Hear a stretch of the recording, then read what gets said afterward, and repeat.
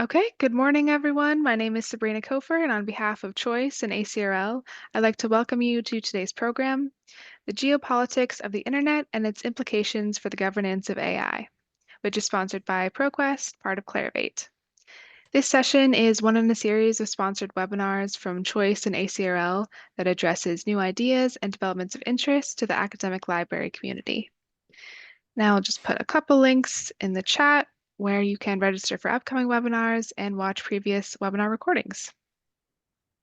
Before we get started, I'd like to point out just a few features of the webinar software. All attendees who join the presentation are automatically muted and your cameras are off, so don't worry about generating any noise or feedback. We've got that taken care of for you. In the main area of the screen, you can follow along with the presentation materials. To adjust the size of the slides or video, you can use the divider in the middle of the screen to slide the sizes to your liking. We are using the Q&A feature today. Please use it to ask questions of our speakers or to share any comments. We'll answer as many questions as we have time for at the end of the presentation, so please do type your questions into the Q&A module as they occur to you. You can also use the upvote feature to highlight questions you like or would like to be addressed. Also, there's closed captioning available for today's session. To toggle the automated captions on or off, please use the CC button on the bottom panel of your screen. Last, please note that we are recording today's program and everyone who registered should receive a follow-up email with a link to the archive version. And with that, we're ready to get started, so I will hand it over to Alistair.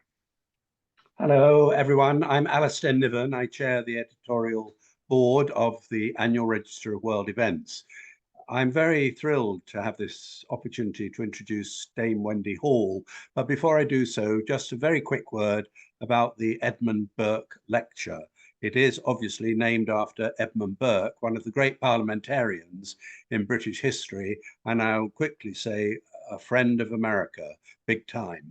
So his involvement with the Annual Register was right from the very beginning of this publication. He invented it and he wrote almost all the words of the first several volumes of it.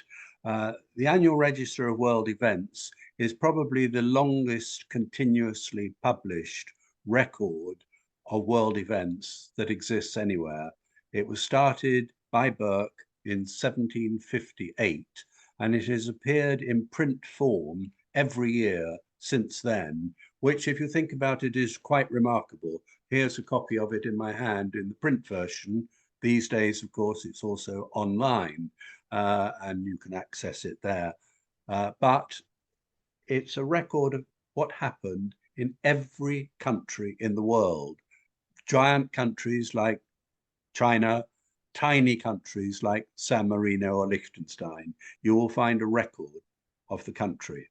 But also there are sections in each issue on literature, on sport, on opera, on the economy, on science.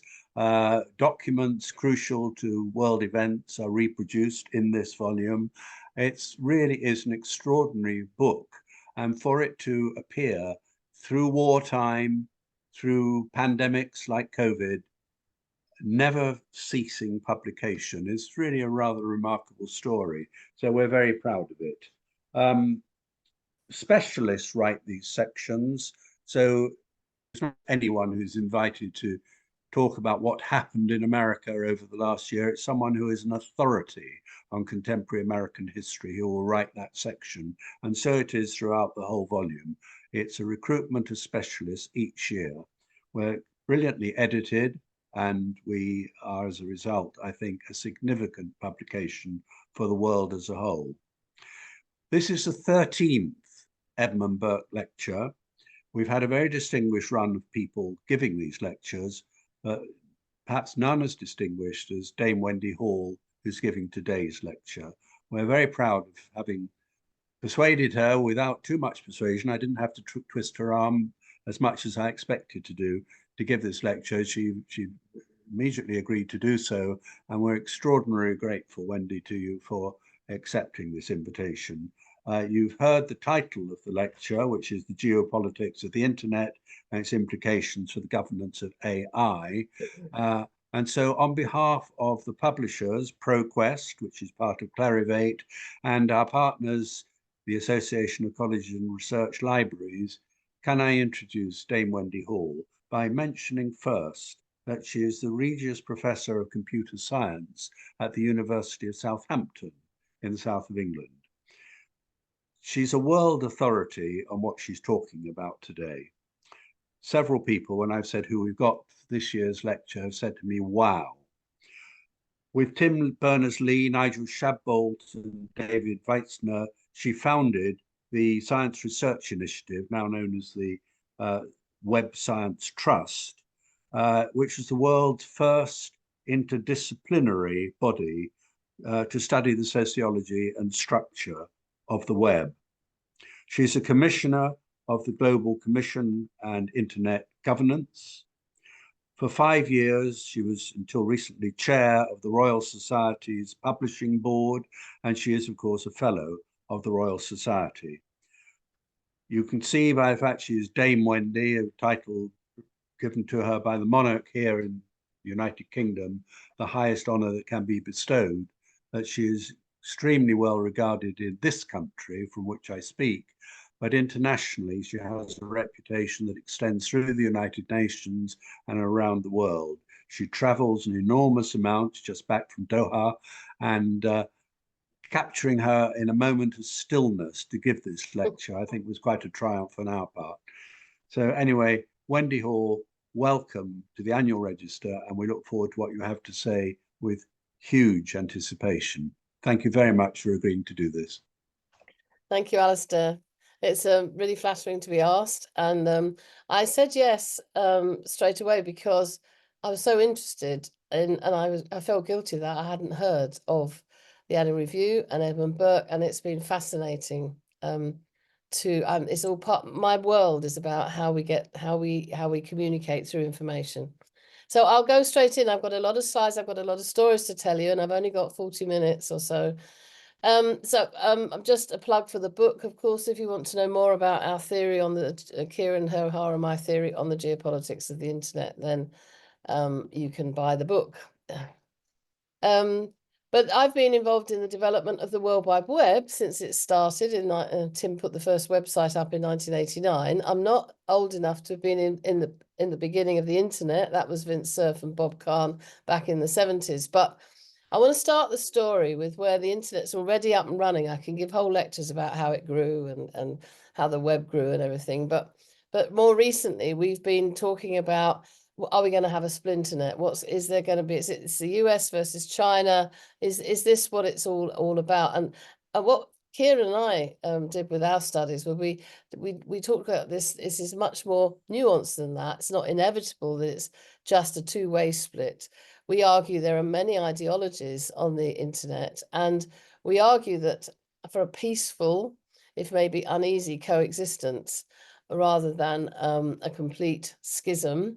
And we have to remember that the internet is a network of networks, and it's unlikely to splinter in a completely disappear. And actually, I want to make the point that, of course, it was very much the internet that kept us going during COVID. And when COVID hit in March 2020, and we all had to learn how to go online, do things online, the internet stayed up and running, which was a huge testament to the pioneers who invented it.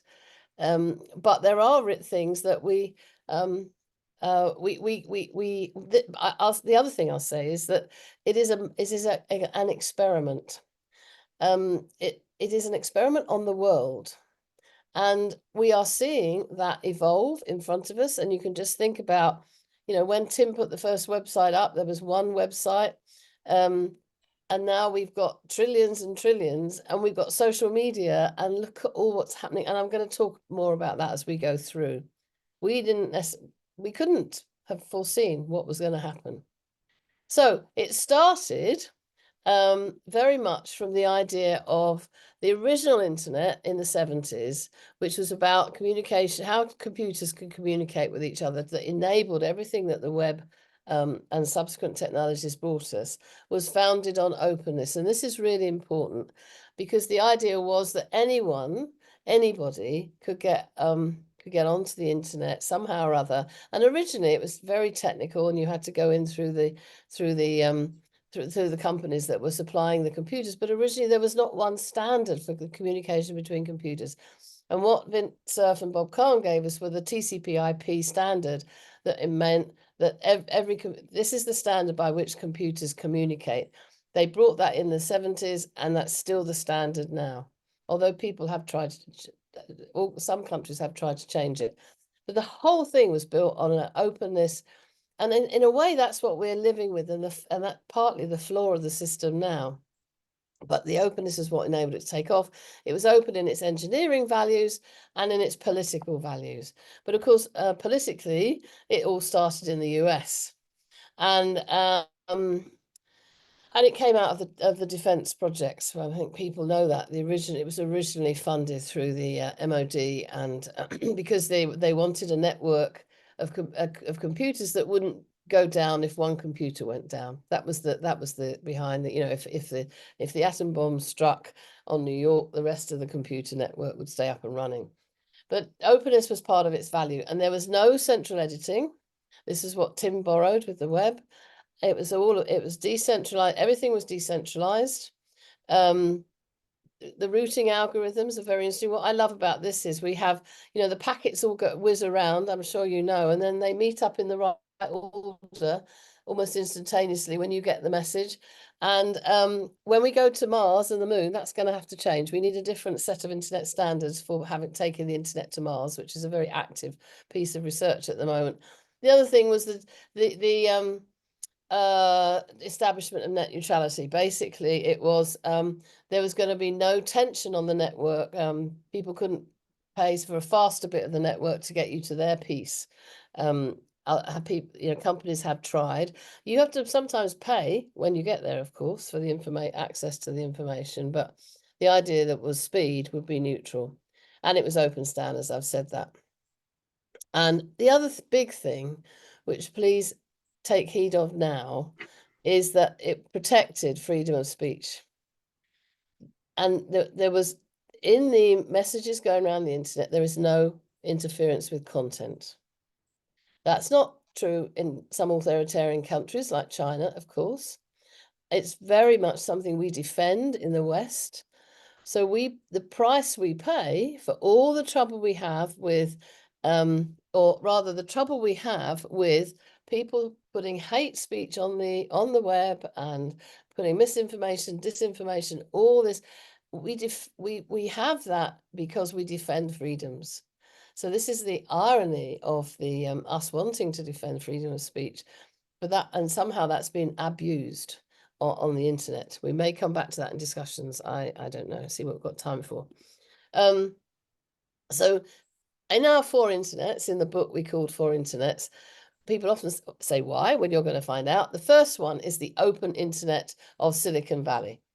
And that was the original.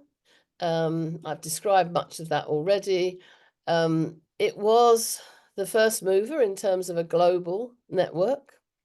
China wasn't in the competition in the 70s really anyway, but it was very much about how the technological concerns. I've talked about TCP/IP was the basic standards. I've talked about net neutrality, and another key thing was interoperability, so that everything could talk to everything else, right? Anyone who can have a computer and send a message to another computer is on the internet, basically.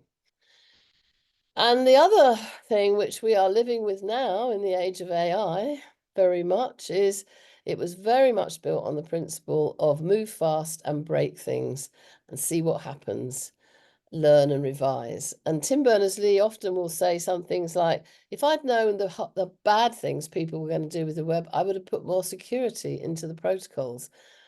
But then it wouldn't have been open and free to use, and this is the dilemma we have. If you give things away, you make them open, then you make them open for bad actors as well as good actors. And you don't know what society as a whole is going to do with it.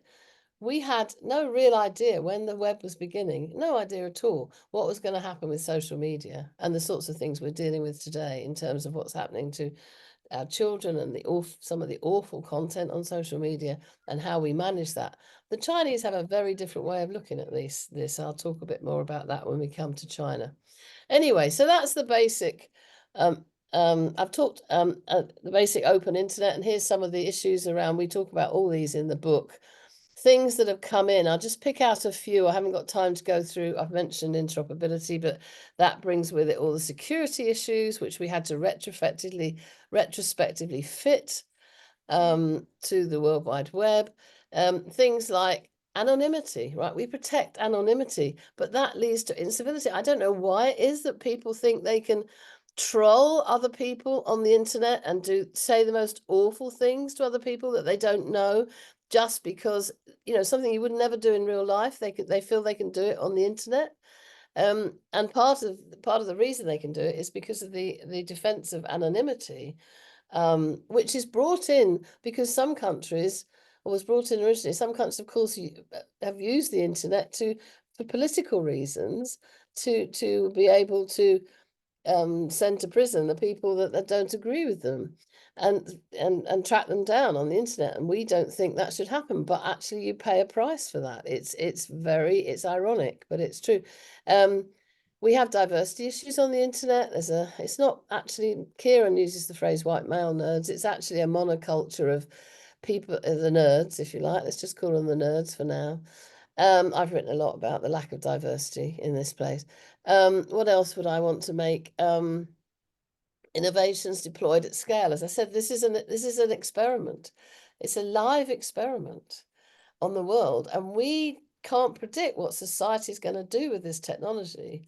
And sometimes that's disrupted real world processes, and the uninterpreted data, as I've mentioned before, has led to all the issues around fake news and disinformation and misinformation, and things that we've had to learn to deal with and still haven't fixed or found fixes for that are workable in our society. So it's brought tremendous advantages. Think what, as I said, about COVID and the huge advantages that this open internet has brought us. But with it comes the problems we have to deal with.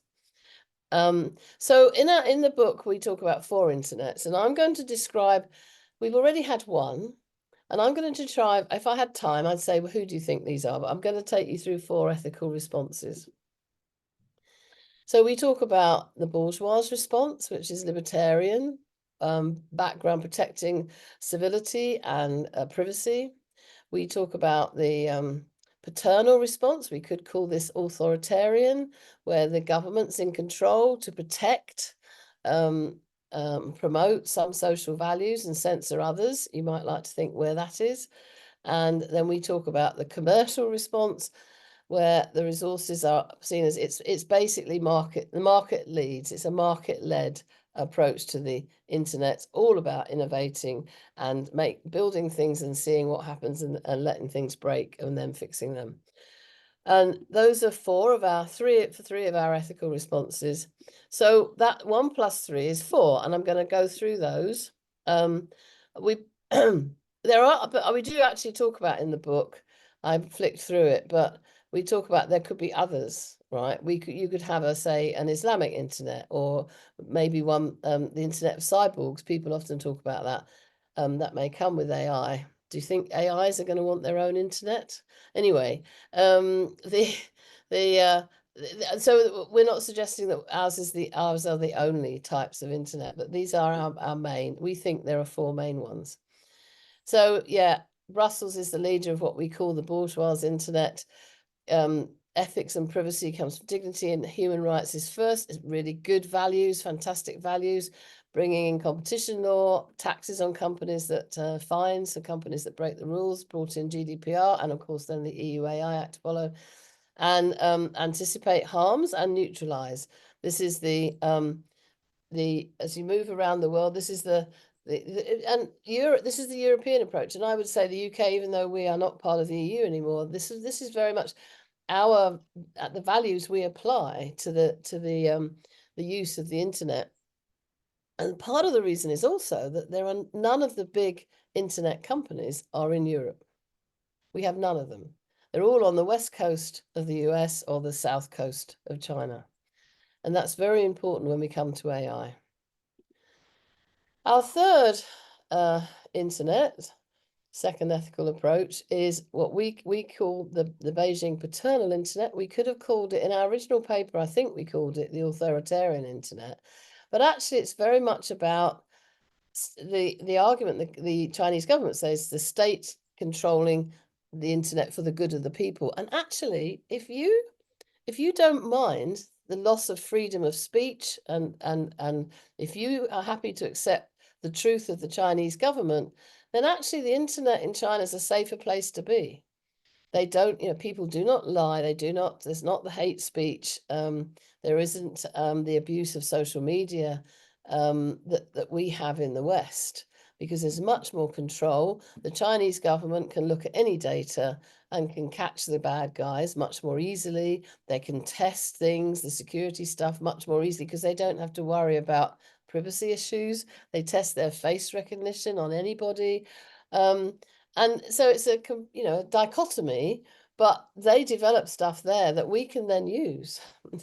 Right. So, but in our way. So it's very interesting. And the point there is that, the pioneering work they've done on autonomous vehicles and face recognition, they could only do that because their rules allow them to access any data they want about people. We would be much more thinking about people's privacy and security issues around that. They've also, of course, reached out to way beyond China through the Belt and Road Initiative, and China has introduced the internet to many parts of Africa, parts of Southeast Asia, even parts of Europe. And so their tentacles reach out. I'll come back to that later. I think I'm just doing all right for time at the moment. And then our fourth internet is the market-led one, the one that's come from where the internet originally rose in Silicon Valley. And the key thing here is that for reasons that nobody really understands except to do with the weather, the internet and how Steve Jobs liked to walk up and down between the coffee shops in Silicon Valley, talking business, was most of the internet companies are based in Silicon Valley, and they lobby Washington for the laws and the rules and regulations that will help them make money. And there's nothing against making money on an open type of internet, but they can lobby the lawmakers to give them huge advantages and tax breaks over other countries. So which makes it is all part and parcel of how this has focused so much on the internet and now AI being run by the big monopolies in the West Coast and in America and in China. And actually, the other thing I forgot to mention, the open internet runs on the network effect. And mathematicians among you, maybe there's some, will understand what that means. It means the more people that use these things, the more people will use them. So, as I said, Tim put one website up in 1989. There are trillions and trillions now. But it wasn't until we got to a critical mass of websites that more people started doing that, and the huge monocultures started to grow, and the monopolies started to grow. And so it was a whole new business model. It wasn't like selling a product like normal economics is, where you price it and then it's expensive at the beginning, and then as more people buy it, you can take the price down. What they had to do was actually build up the number of people who were using their product, their platforms, as we call them now. And only then could they start to monetize, and they did it through advertising. And because there was no business model, there was because all this was given away for free, it was very hard to persuade people to buy anything. You buy at the end of a link, but you're not going to buy access, and you pay your internet provider. But actually persuading people if you remember the early days of the web, we just expected everything to be free. So you got your videos and your photos and your, access to Google and the search engines. And that's dominated the market, that sort of way of doing things ever since. And it's supported that's the lawmakers will help the companies with those tax breaks in America. So there's immense innovation, but within walled gardens. So Meta, as it's now called, and Alphabet, as it's now called, Google, the Meta company for Google, they are actually all trying to get us to use their stuff, and they operate over the whole internet, but within their own walled garden. So, and they know more about us than our governments do, but we all seem quite happy with that somehow. We don't trust our data with our government with our data, but we'll happily give all our data to Google. And the return on investment is that we can find things on the internet. And same with Facebook and all the others. I could say more. So anyway, that was out. Those are our no, sorry, I said there were 4 ethical responses. So what's this fourth one? So we've got 1 + 3, which is 4 internets. And our 4th ethical response is what we call the sorry, I'm waiting for there's a time lag on the is that what we call the hacking response, or we call it the Moscow spoiler model. There are other countries other than, this is also before the Ukraine war, but there are other countries other than Russia that use the internet to try and bring everybody else down, steal money. You've got organized crime. You've got Iraq and Korea, and not Iraq, Iran, Korea, and other countries that are where the criminals and the hackers live. And Moscow, of course, Russia seeks to use the internet to try and change democratic processes and get us to vote the way, that sort of thing. So this is, it's still decentralized. Because there's no fact checking engine. Uninterpreted data has no truth value. So the bad actors can play very well on the internet. Sorry, there's a lag on it's waiting for it to catch itself up, I think. Let's press that again and see what happens. So they pile in with the trolling, the fake news, computational propaganda, bots, these things, these words that we've learned to live with. We don't give them the credit in the book of being a 5th internet. Okay, this is why we only talk about 4 internets and not 5. But this hacking model is a response to the openness of the internet. Russia wouldn't like to bring the internet down. It uses it too much to do what it wants to do. So it's more a parasite than an actual new different culture. It uses the power of the internet against itself. And as I said, it's hardly a Russian monopoly. Before the war, before the Ukraine war, before COVID, Russia was trying to enable to build RuNet so it could remove itself from the internet. We don't know if that happened, and we think it's very unlikely. China's the only country that we know of that can actually shut itself off from the internet and still operate, because A, it's got the scale, and B, it's done that from the very beginning. It's seen the need to actually be able to operate independently of all the other nodes on the internet. But Russia's almost certainly dependent on lots of nodes of the internet that are not in Russia. And so it almost certainly couldn't do this. And, there's also the issue of, actually, I'll come back to that when I come to sanctions. Have I put sanctions in next? No, because actually it's in our interest to be able to get to Russia on the internet, because we use it for spying. So just a note about size before I go on to finish this bit and then go on to AI. Does size matter? I.e., does this number of people in the different cultures of the internet matter? Well, when we did the book, about 60% of the world was connected to the internet. It's more now. I would say probably more like 75% of the world is connected. Where is it going to grow from where it's not connected? Well, it's rural China. Hugely, it will grow in Africa and in India. And which model of the internet that we propose, of our 4, forgetting the hacker one, which model will they follow? And if the world was at 100% today, if we were at 100% of the world being on the internet today, this is the breakdown of the world population, sort of, in very high numbers. You have North America, Europe, and South America largely will follow the cultural values of freedom, privacy, all the things we talk about under both the commercial and the bourgeois internet. You've got huge numbers in India now, 1.4 billion, I think. We don't know how India will turn out to go. At the moment, they're very much on the side of democracy and protecting privacy. And you've got the Middle East, which is smaller, but another culture to consider. And then you've got huge numbers in China and Africa.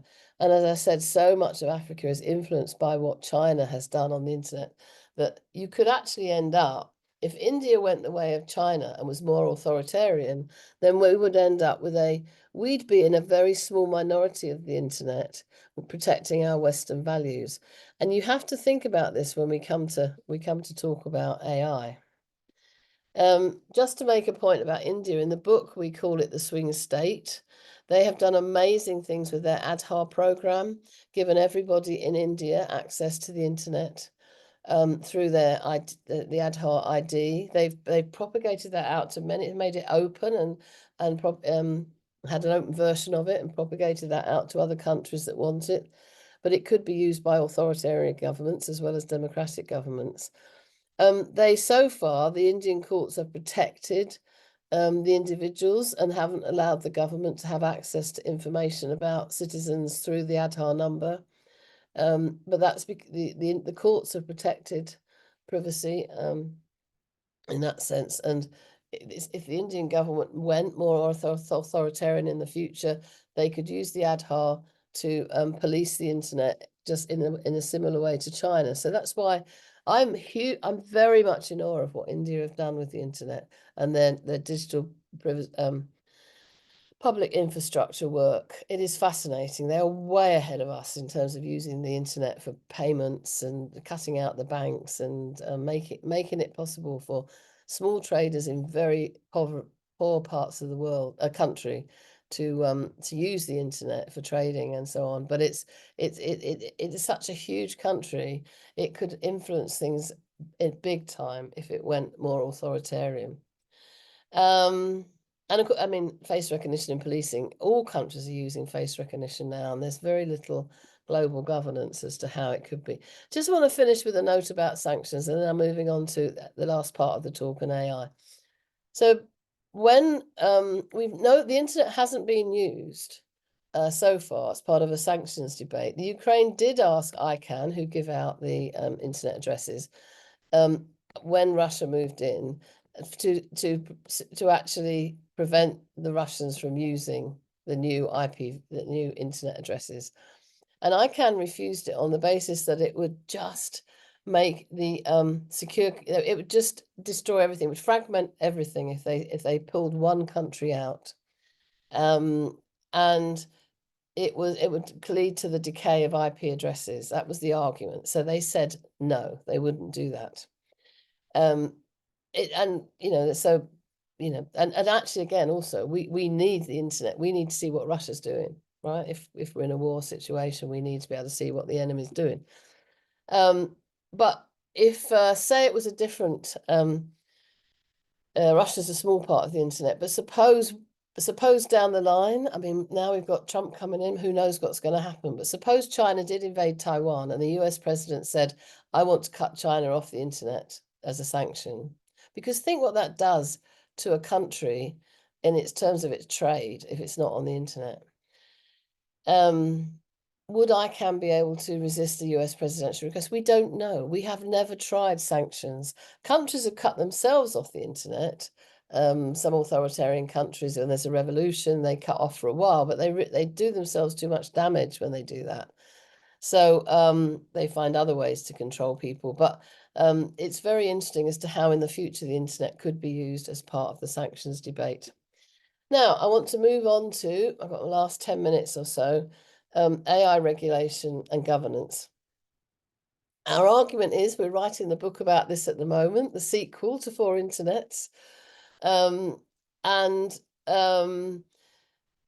actually there's no coincidence that the countries driving the new generative AI, which has taken us so much by storm in recent years, I'm going to talk a bit about that in a minute, the companies doing that are the big internet companies, right? The Googles, the Metas, you've got OpenAI, that's not one, but it's funded by Microsoft, which is one of the big internet companies.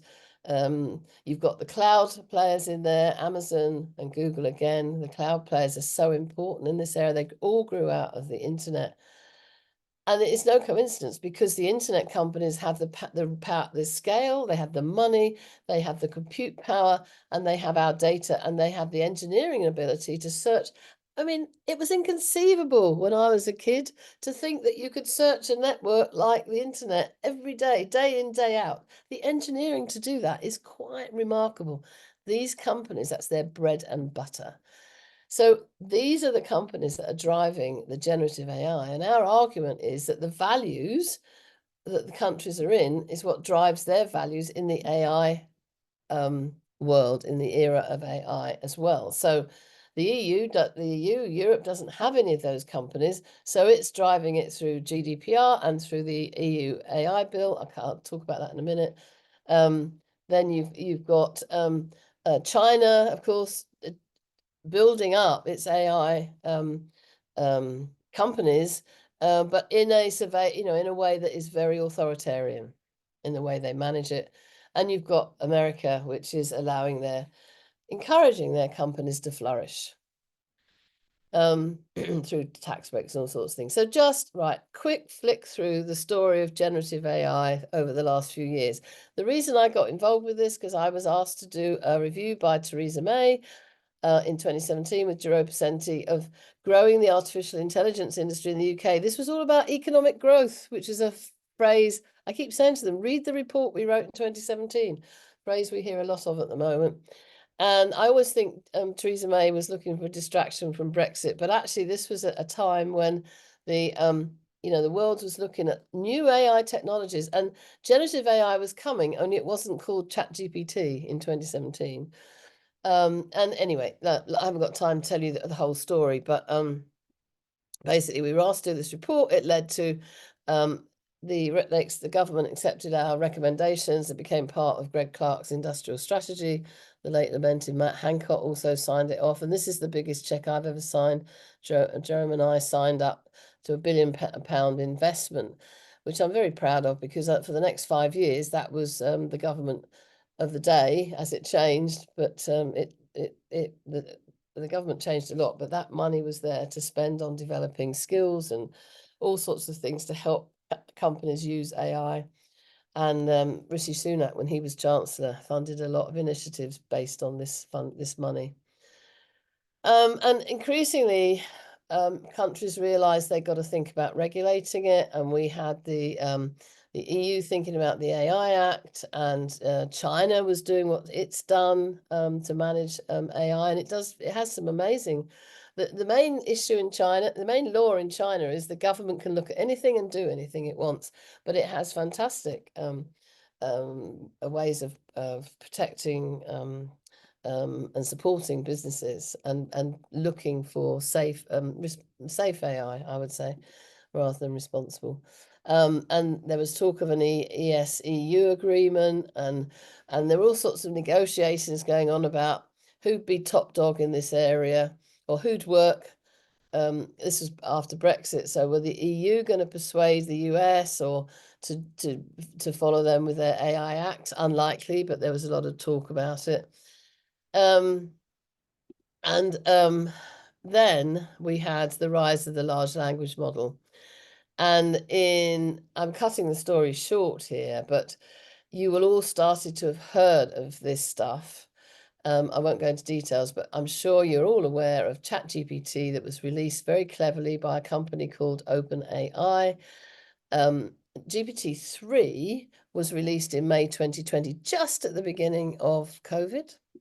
And at the time, China was doing very similar stuff with their big Wu Dao. And I know the people that were building Wu Dao. So there was this competition already emerging. And then, and Stephen Hawking had always said that if we could develop full artificial intelligence, generative AGI, as they call it, that could spell the end of the human race. I've got to speed up a little bit. So you'll all remember November 22 was when they released ChatGPT, and suddenly everybody could talk to an AI and it would talk back in what seemed like a natural language. It was very exciting. We got a big hype curve and scaremongering curve. Suddenly, oh my God, is it going to allow everybody to cheat? And you're talking about, you want me to talk a little bit about academic research and integrity. And we had Elon Musk saying Elon Musk had been kicked out of OpenAI because he started it, and he was cross, so he wanted everybody to slow down while he started his new company. And the UK then produced its pro-innovation white paper, which was going to be our way to regulate AI. This is March 23.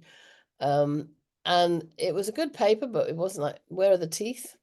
And then suddenly we get this rise because Rishi Sunak's taken over, and there's money going into computers and funding industry, adoption in industry, and £100 million for an expert task force to look at safe AI. And Google having to do its thing in March to retaliate or to because it saw it as an existential threat. Bard didn't do very well, so their first go at it didn't. The founder of generative AI, Geoffrey Hinton, who's just won the Nobel Prize for Physics, he said this is also dangerous.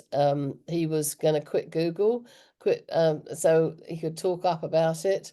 Then we had another letter from the Centre for AI Safety talking about, this is May 23, it's all happening very quickly, signed by Hinton, Benjo, Demis Hassabis, who got the Nobel Prize for Chemistry and AI this year, Sam Altman, CEO of OpenAI, saying we've got to think about how we mitigate the risks of this.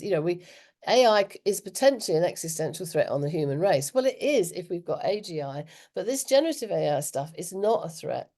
And it might be in the future. So there was all this scaremongering going on, and people talking about, oh my God, we're all going to die of AI. I kept going on the Today program and saying that's not the truth just at the moment. Existential threat became the biggest meme in AI. It all happened so quickly.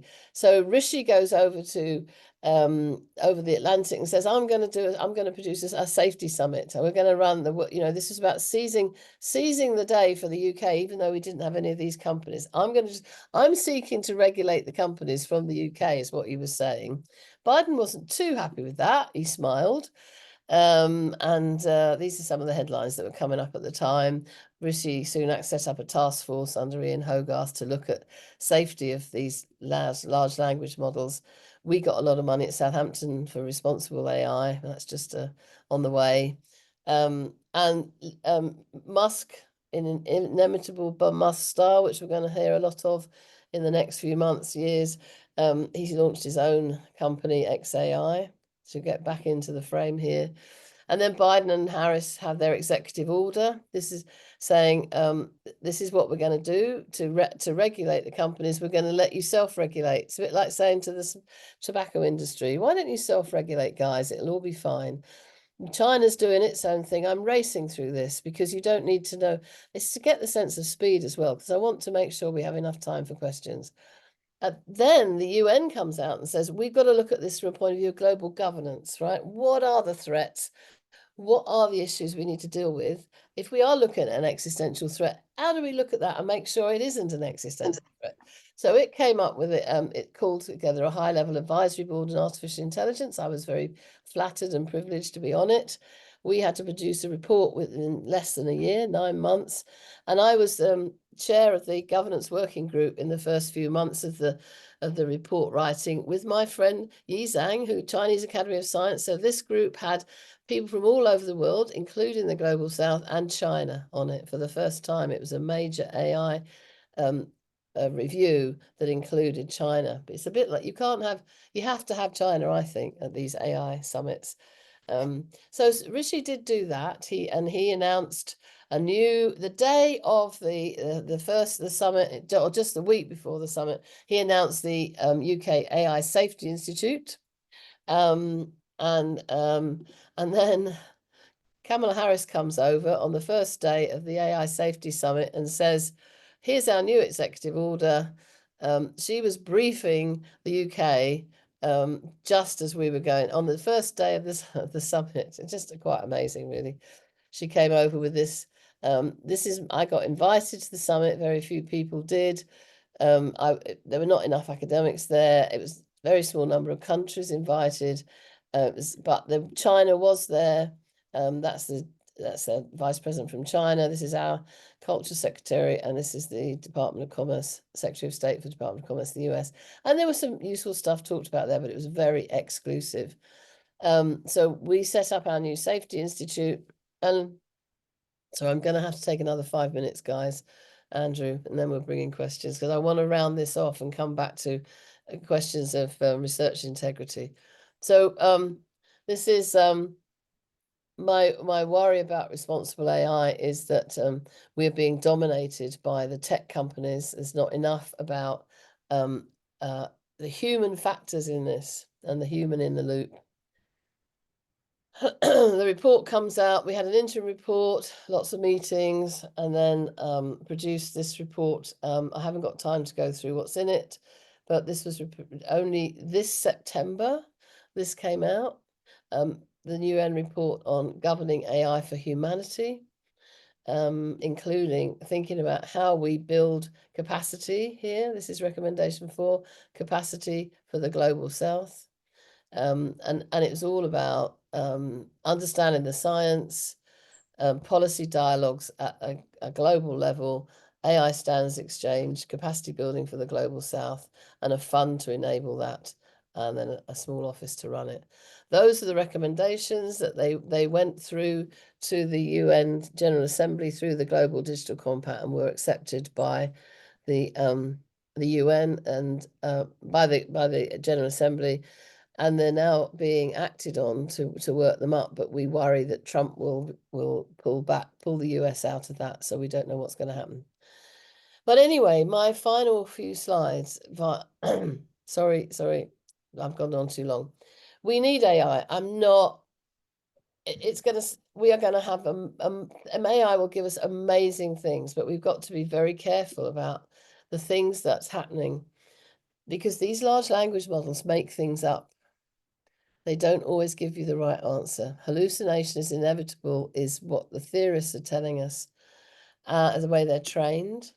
So don't believe everything they say. There's all sorts of issues of copyright, training, and there's lots of challenges in the courts going through about whose data what data they're using to train these models, and the issues of the bias of the data. And there's the issues of how much energy they use, and that we're trying to use AI to support sustainability. This is the whole reason of the goals of the United Nations General Assembly, was to enable AI to help us with sustainability issues, but they draw on so much energy in order to do what they do. AI synthetic data doesn't work because the models collapse too quickly under that, so that hasn't worked. And I'm almost there. Don't worry about coding. You don't need to worry about that today. But this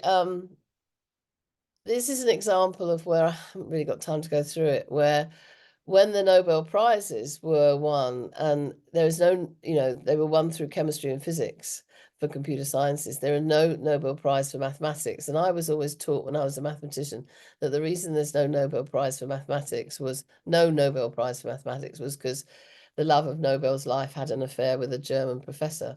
Now, I should look up in the annual review what it says about that, but I don't know if it will, but there's no evidence for that. But he really didn't like mathematicians. So there is no Nobel Prize for mathematics.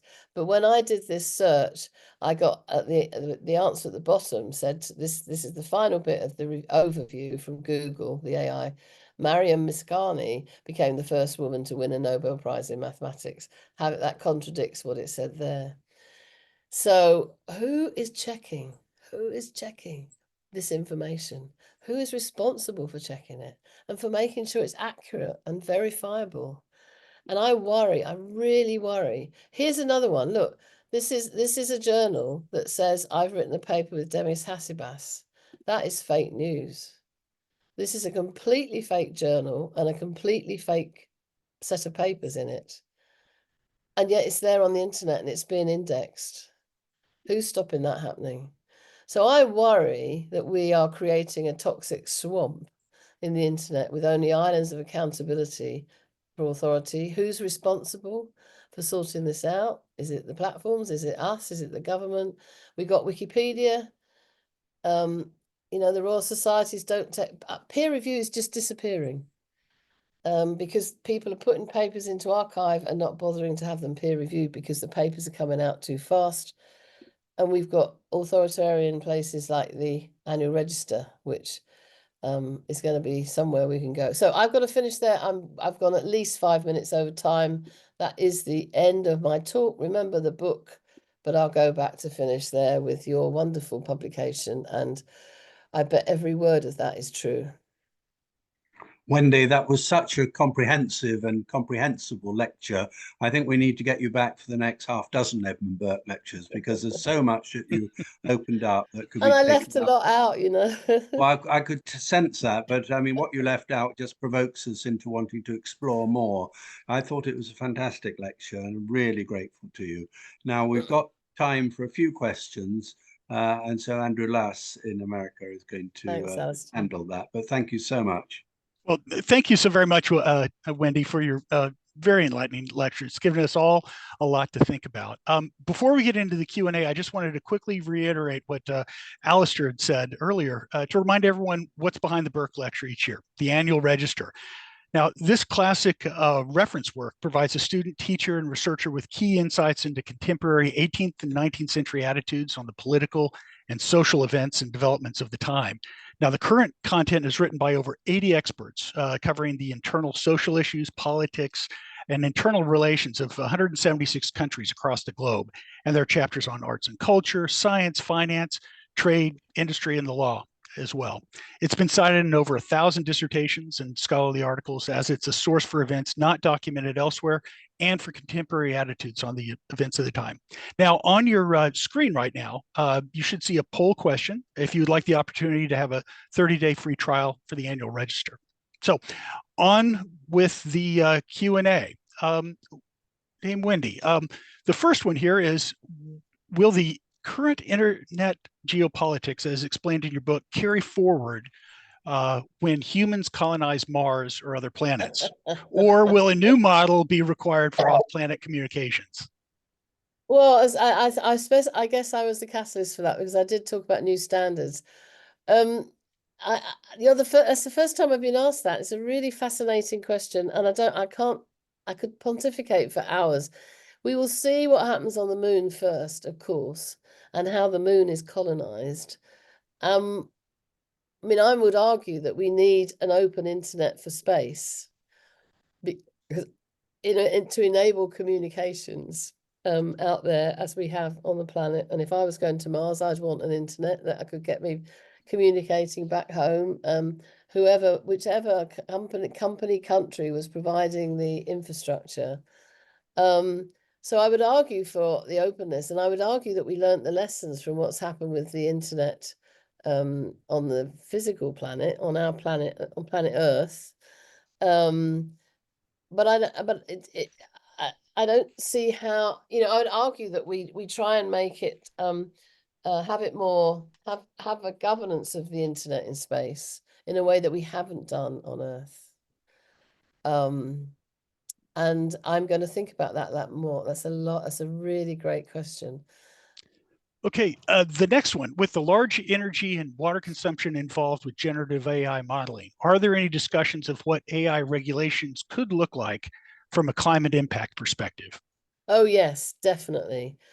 Definitely. And I have this dream that, in fact, the big internet companies and their data centers, if we could just turn the science around so that those data centers, that we could use all the heat they create to power the cities that they are near, or the countries they're in, we could maybe have a win-win situation.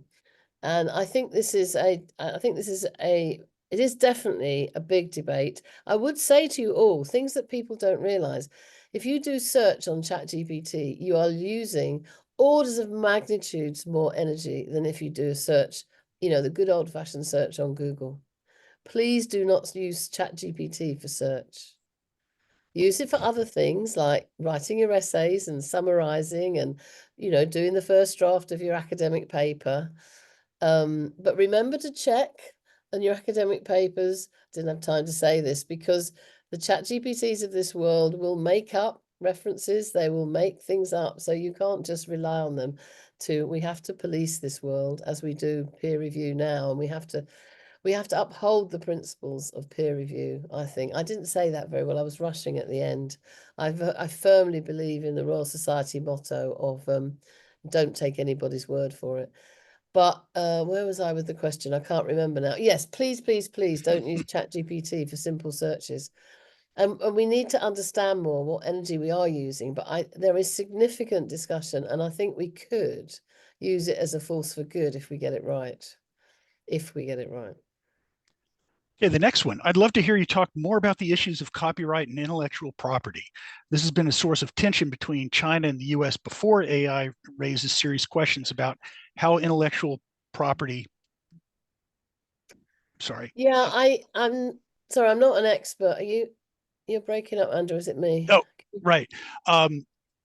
So about the issues of copyright and intellectual property, it's been a source of tension between China and the US before AI raises serious questions about how intellectual property is shared and distributed. Yeah, well, I'm not an expert in law, and I'm not an expert between sort of China and US in this, but I will watch with fascination with everyone else when these court cases play out. I do have contacts in China, and I'm hoping one of the things I've got on the go is a paper that contrasts and compares, what's the word I'm looking for, US and Chinese law in respect of how their models can be trained in terms of what data it can be trained on. So I'm going to try and do that, but I'm not. I will watch with interest as the court cases go through in the States, because as I said, I increasingly there's so much rubbish out there on the internet. I worry that we are just polluting it so much that no one will be able to use it for actually training anything. And so sites that curate data and are verifiable and accountable sites for anything are going to be valued very highly, I think, in the future. People haven't really thought about this yet, of how we are destroying this wonderful thing that we created. Well, that leads into the next question, actually. Does surveillance and tightening up on hate speech under freedom of speech have to go together? Could there be a hybrid model between the Silicon and the Beijing internet? Absolutely. That's, again, another great question. I very much would like to think the answer is yes, because we do need to worry about these things, and we need to find ways to make people behave themselves online, right? But not in a way that then it's used to spy on people and watch what they're doing. And they have the social credit systems in China that we haven't heard a lot about lately. And you'd have to think that we could reward good behavior somehow, or we could make sure that people who behave badly are treated, are taken to book about it, taken to court if necessary. We have the laws, it's just they're not enforced. And I'm sure, well, the people in the UK will know how Keir Starmer dealt with the riots when we had them in the summer. Basically, people who had put simple messages on Facebook that were seemed to have helped stoke the riots have been put in jail for serious amounts of time, and that's in a highly democratic country. Well, we think we're democratic in the UK. I think there are ways to do this within our democratic and open values. I do, and I don't think we should let people get away with bad behavior in social media just because they have the civil right to do so. They have the right to do so. Because they shouldn't, should they? I mean. Right. I think we have time for one more question. Do you worry about academic databases integrating AI into their programs, considering the islands of accountability you mentioned? what was that? Academic? Do you worry about academic databases integrating AI into their programs, considering the islands of accountability you mentioned? Into what programs? I don't quite. Into their Platforms. platforms, Maybe. yeah. Do you mean platforms, Molly? I do worry. I worry very much about the rubbish that is increasing on the internet. It's like we knew there was irrelevant, bad information on the internet, but we're feeding that. You know, just think about how you pollute a river, right? You know that rivers are slightly polluted, but then you have a factory that suddenly produces a lot more of it. It's really hard to get out, and that's what we're doing with the internet at the moment. And I really do, and I've been pushing Google. I don't have the access to the OpenAI people. If generative AI comes up with the wrong answer, does that go back into the system to be used to train the models in the future? The incorrect answer. I mean, imagine that. Mm-hmm. Well, I think we need to close up now, but do you have any final thoughts or recommendations to this academic audience? I want to say very much that I think overall AI is a force for good. I am an optimist. I think we should be using it in our academic institutions. We should be encouraging our students and our staff to use it responsibly and to know what they're doing with it. At the same time, the world has got to have its eye open to the problems and possibilities of the abuse of this stuff. We've got to harness the good whilst keeping control of the bad. Wendy, I just want to say thank you again. You answered the questions, which were complex questions, very clearly. Yeah. Really good questions, but really good answers too. We hope that a version of your talk will appear in the next edition of the Annual Register 2025. But for the moment, what you managed to do, I think, was both share your obvious excitement at the development of all that you've described, balanced with very morally complex issues that have resulted from it all. And that is a difficult thing to do, is to balance excitement and imagination with moral responsibility and thoughtfulness about how we use something. I thought you achieved that balance quite beautifully, and thank you very, very much indeed. You had an audience of hundreds, potentially thousands, who will listen to the recording and will read the results in print. But for the moment, we're going to release you to go off to yet another engagement. Just before Sabrina comes in, I want to say to Rachel, yes, that was a fake journal with fake papers. Well, there you are. Thanks, Wendy, very much. And I'll hand over to my colleague, Sabrina. Great, thank you. Yeah, I'll just say thanks so much to Dame Wendy, Alistair, and Andrew for taking the time to speak with us today, and thank you to our attendees for your questions and comments. I'd like to remind our viewers that we did record today's program, so be on the lookout for a follow-up email from Choice and ACRL with a link to the recording. Also, if you have a few minutes after the presentation to fill out a brief survey, we would really appreciate it. So thanks again to all of you out there for joining us. We hope you learned something new from the webinar and hope to see you again soon on another session. Thank you, everybody. Thank Go you. do good AI. Thank you, Wendy.